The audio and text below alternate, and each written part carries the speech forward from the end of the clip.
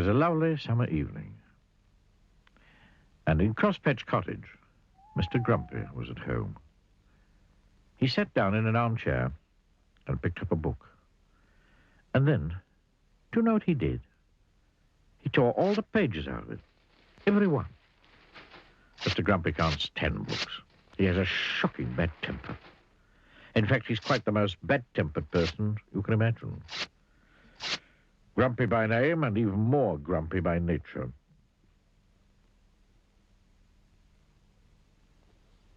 The following morning, he was out in his garden pulling up flowers. He couldn't stand pretty flowers growing in his garden. When out of the corner of his eye, he saw a figure. It was Mr. Happy. "Good morning," said Mr. Happy. "Good," said Mr. Grumpy. "What's good about it?" "But," said Mr. Happy. "But nothing," went on Mr. Grumpy. "Get out of my garden."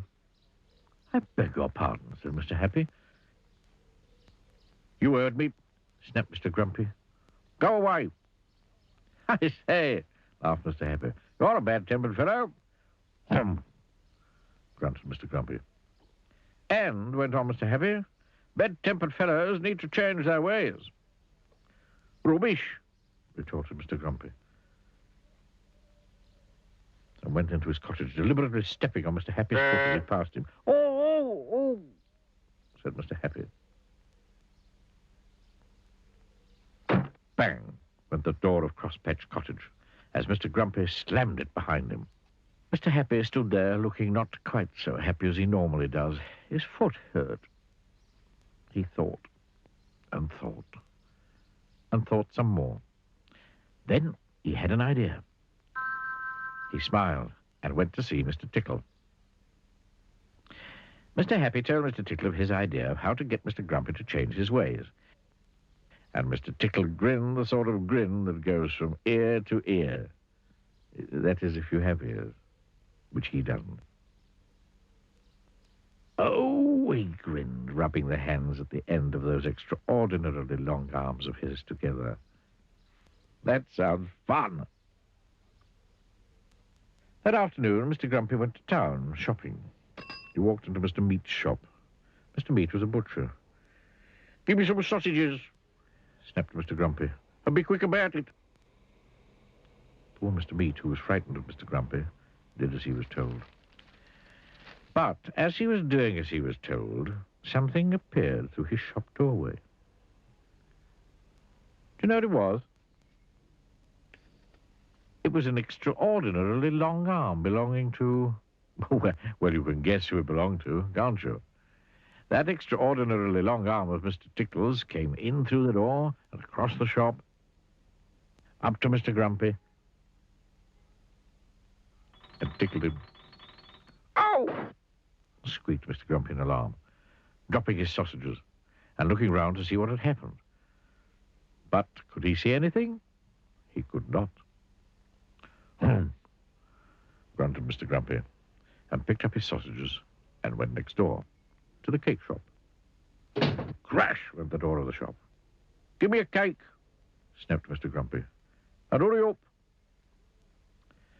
Poor Mrs. Fairy, who sold cakes, was frightened of Mr. Grumpy, so she did as she was told. But as she was doing as she was told, guess what happened?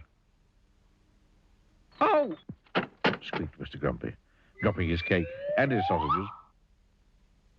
He just could not understand what was happening.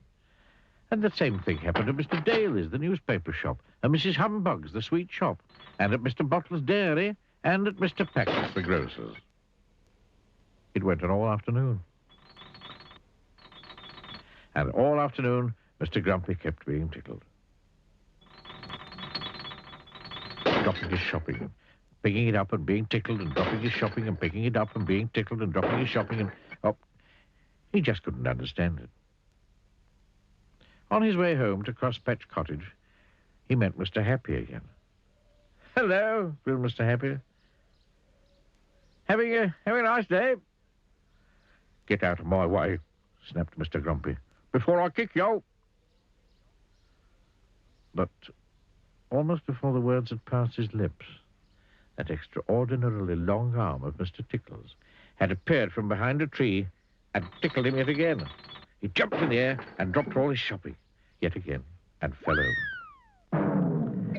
Mr. Happy looked down at Mr. Grumpy lying amid a jumble of sausages and cake and newspapers and sweets and milk and cornflakes.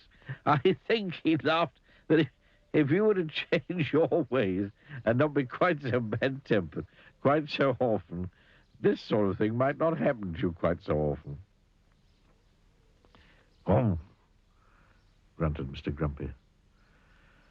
He picked up all his shopping yet again and went home to Crosspatch Cottage.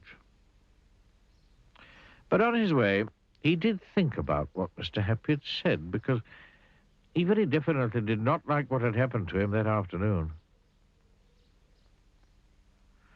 Mr. Happy and Mr. Tickle laughed and shook hands. And so after that, Mr. Grumpy did try not to be quite so bad-tempered, quite so often. And the more he tried, the less he found he was tickled. And so he tried more and more. And these days, he's quite a changed person. Why, only the other evening, he picked up a book, and you know what? He only tore out one page.